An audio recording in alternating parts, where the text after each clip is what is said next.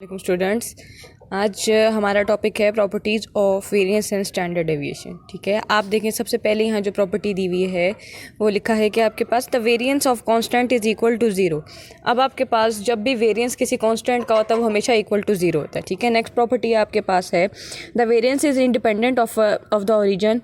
For example आगे लिखा हुआ है it's remain unchanged when a constant is added or subtracted from each observation of the variable x symbol. अब देखो, अब नीचे आपके पास क्या, अगर आपके पास वेरिएंस में कोई और वेरिएबल ऐड हो रहा होता है, ठीक है, तो वो आपके पास कोई इफेक्ट नहीं देता वेरिएंस को, आपके पास वापस वही आंसर आ जाता है। ठीक है, अब देखो इसका प्रूफ मैंने यहाँ पर किया हुआ है, देखो किस तरह से हुआ हुआ है।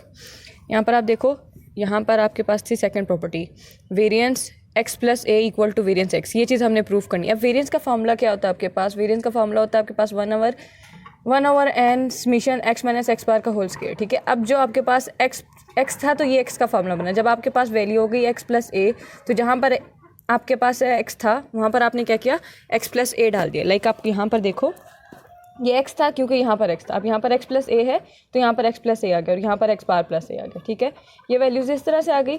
जब आपने यहाँ पर बीच में माइनस था, माइनस ओपन किया, यहाँ साइन चेंज होगी, आपस में कैंसिल हो गया और आपके पास ये चीज़ आ गई। तो आपके पास ये चीज़ प्रूव होगी कि अगर आपके पास वेरिएंस x प्लस ए यानी कोई वेरिएबल या कांस्टेंट आपके पास होता है तो वो आपके पास वापस कांस्टेंट कोई इफेक्ट नहीं पड़ता, क्योंकि आपके पास जो वेरिएंस ऑफ कांस्टेंट है वो इक्वल टू जीरो है। दैट्स वाई ये आपके पास ये चीज़ आ जाती है। ठीक है, नेक्स्ट प्रॉपर्टी आपके पास वो इसी को हमने बताया भाई। आप देखो नेक्स्ट प्रॉपर्टी आ गई आपके पास, जब आपके पास वेरिएंस में कोई चीज़ आपस में मल्टीप्लाई हो रही होती है, तो मल्टीप्लाई होती है जब आप उसको सॉल्व करते हो तो आपके पास स्क्वायर स्टार्ट में आ जाता है। कैसे आ जाता है, देखो यहाँ पर सॉल्व हुआ है, जैसे यहाँ पर मेरे पास x था, उसके बाद x प्लस ए था, तो उसके बाद मैंने इसको इस तरह से पुट किया था। अब यहाँ पर क्या है, ax है, तो मैंने जहाँ जहाँ x है वहाँ पर ax लगा दिया। म्यू का मतलब x बार ही होता है, a के साथ x बार आ गया। ठीक है, यहाँ पर भी a है, यहाँ पर भी है, इन दोनों में से a अगर कॉमन लेती हूँ तो a स्क्वायर आता है, क्योंकि होल के ऊपर वैल्यू के ऊपर क्या है, स्क्वायर है, तो ये बाहर आ गया।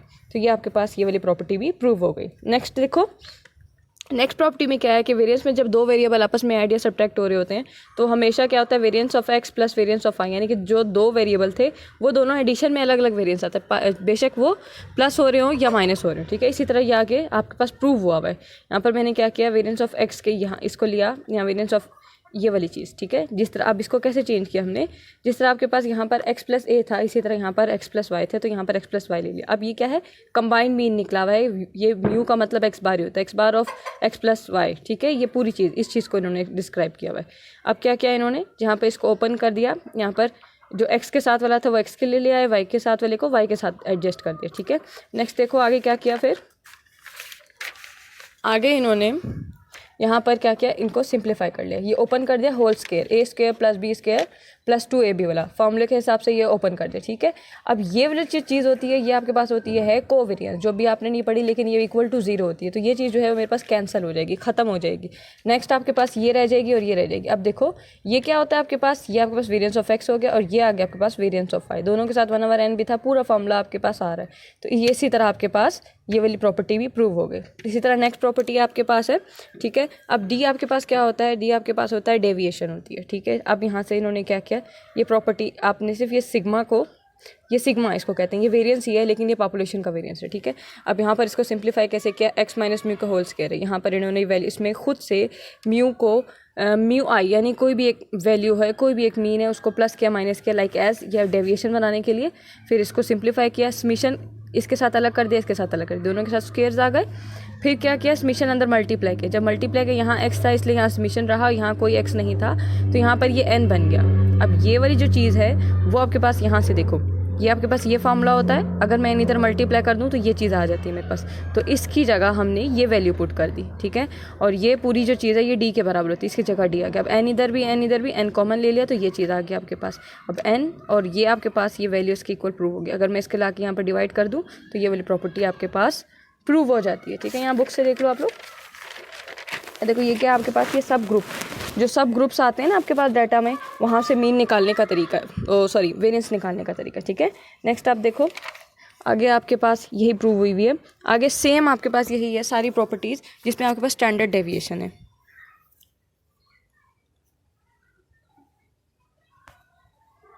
सेम प्रॉपर्टीज़ हैं स्टैंडर्ड डेविएशन की, बस सिर्फ उसमें फ़र्क क्या है कि वहाँ पर सब पे अंडर रूट आ गया है। ठीक है, जो स्क्वायर वाली वैल्यू थी वहाँ से स्क्वायर ख़त्म हो गया। ठीक है, नेक्स्ट आपके पास क्या है, नेक्स्ट आपके पास है कि आपके पास एग्जांपल दी हुई है। ये एग्जांपल किसकी दी हुई है? कंबाइन वेरिएंस को सॉल्व करके पूरी इसकी एग्जांपल बना के दी हुई है, ठीक है। कंबाइन वेरिएंस का ये फार्मूला है, आपने पीछे एक और भी फार्मूला पढ़ा होगा, इसको इन्होंने पूरा ड्राइव करके दिखाया है कि ये किस तरह से होता है, ठीक है। अब ये आपकी बुक में जो है शॉर्ट सा हुआ है, मैंने इसको पूरा डिटेल में किया हुआ है, ये मैंने आपके ग्रुप में पिक्चर्स डाल दी हैं, आप लोग वहाँ से देख लेना, ठीक है। मैं आपको दिखाती हूँ कि ये एक्चुअली होता कैसे है। ये एग्जाम्पल 4.11, अब देखो यहाँ पर 4.11 में हुआ क्या है। यहाँ पर आप देखो स्टैंडर्ड डेविएशन है, ठीक है। स्टैंडर्ड डेविएशन का फार्मूला, अब इन्होंने यहाँ पर क्या किया, n1 + n2 ये समेशन दे दिया। अब इसका क्या मतलब था कि दो वेरिएंसेस इकट्ठे हैं आपके पास, ये दो पॉपुलेशंस हैं या दो सैंपल्स हैं, उसका मीन निकला हुआ है आपके पास, ठीक है। और ये इसका मतलब है कंबाइन मीन, जिसके ऊपर डबल बार है उसका मतलब है आपके पास कंबाइन मीन, ठीक है। कंबाइन मीन हो गया।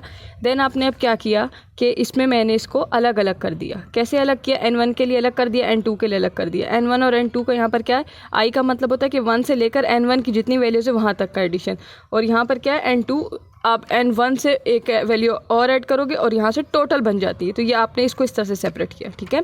नेक्स्ट आपने क्या किया, अब ये आपके पास x1 है और ये आपके पास x2 है, क्योंकि दो पॉपुलेशंस हैं आपके पास यहाँ पर, ठीक है।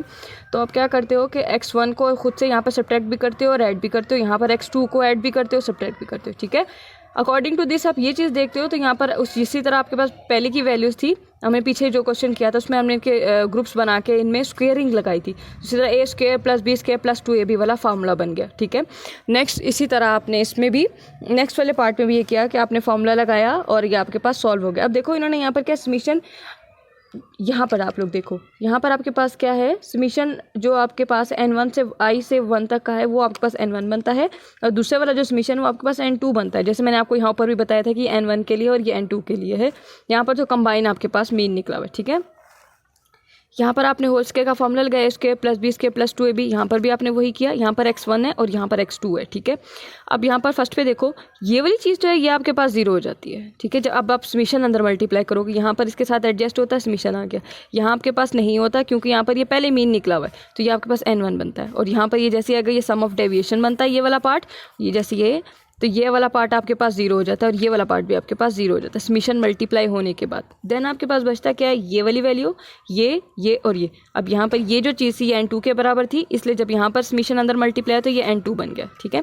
अब ये वाली चीज़ देखो आप लोग, अभी पीछे मैंने बताया था कि लास्ट वाली प्रॉपर्टी में कि ये वाली जो चीज़ है आपके पास सिग्मा का फॉर्मूला होता है सिर्फ, लेकिन यहाँ n नहीं है, तो n अगर आप दूसरी तरफ ले जाते हो तो ये इसके बराबर आ जाती है, ठीक है। कैसे?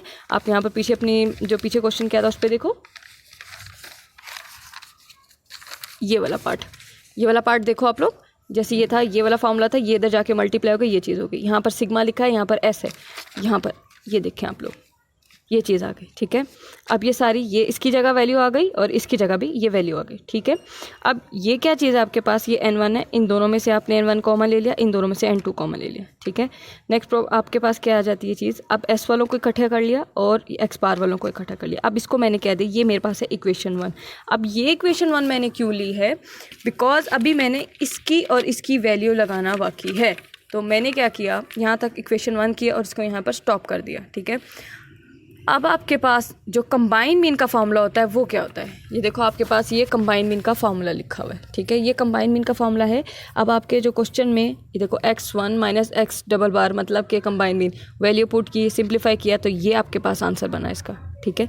इसी तरह x2 - x डबल बार में जब आपने वैल्यू सॉल्व की तो उसका ये आंसर है। अब आपने क्या किया, इसका और इसका जो आंसर आया उसको आपने अपनी इक्वेशन में इसकी जगह और इसकी जगह पुट करके इसको सॉल्व करना है। देखो ये चीज़ थी, अब ये देखें, ये चीज़ थी, इसका आंसर ये आया, ठीक है।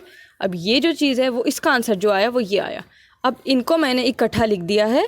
इकट्ठा लिखने के बाद अब आपने क्या करना है, इसको सिंप्लीफाई करना है। सिंप्लीफाई कैसे किया, यहाँ पर स्क्वायर था, इसको सिंप्लीफाई किया हमने, सॉल्व किया इसको, देखते जाओ आप लोग। देखो अब जो चीज़ आपके पास बची थी वो क्या बची थी, यहाँ पर x⁻1 - x⁻2 इधर भी, और यहाँ पर भी ये चीज़ है x⁻1 - x⁻2। यहाँ पर n2 है, यहाँ n1 है, माइनस के साथ है, लेकिन ये होल स्क्वायर में आपके पास पूरी वैल्यू है। ठीक है, ये चीज़ आ गई आपके पास। ठीक है, अब यहाँ से क्या किया आपने, स्क्वेयरिंग ले ली, ये स्क्वेयर आ गया, ये आ गया, इसके ऊपर आ गया, और ये आपके पास ये हमने एलसीएम ले लिया। एलसीएम लेके सॉल्व किया, ऊपर से आपके पास वैल्यू कॉमन आ रही थी n1 और n2 दोनों तरफ से निकाला, तो ये चीज़ आ गई, ऊपर आपके पास ये चीज़ रह गई, ये और ये एक दफ़ा कैंसिल हो गया, ये आके नीचे एडजस्ट हो गया ये इसके साथ, तो ये स्क्वेयर बन जाएगा। ठीक है, स्क्वेयर बनने के बाद आपके पास क्या हुआ, ये आ गई आपके पास यहाँ पर इसके साथ एडजस्ट हो गई और ये सॉल्व हो गया आपके पास। ठीक है, ये आपकी एग्जांपल थी और ये आपका एक प्रूफ भी है जो कि आपके पेपर्स में अक्सर आ जाता है। ठीक है, नेक्स्ट है हमारे पास स्टैंडर्डाइज्ड वेरिएबल। स्टैंडर्डाइज्ड वेरिएबल क्या होता है, आपके पास जी का फॉर्मूला होता है, पॉपुलेशन का होता है और सैंपल का होता है। ठीक है, जिसमें आपके पास क्या होता है, x minus mu over sigma, ये आपका फॉर्मूला होता है। पीडीएफ इसमें इसका ये तो पीडीएफ लिखा हुआ है यहाँ पर, लेकिन अभी हम पढ़ेंगे जब सेकंड बुक, तब उस पर हमें पता चलेगा ये क्या है क्या नहीं। ठीक है, सिंपल अभी आप ये फॉर्मूला देख लें। ठीक है, ये हो गया।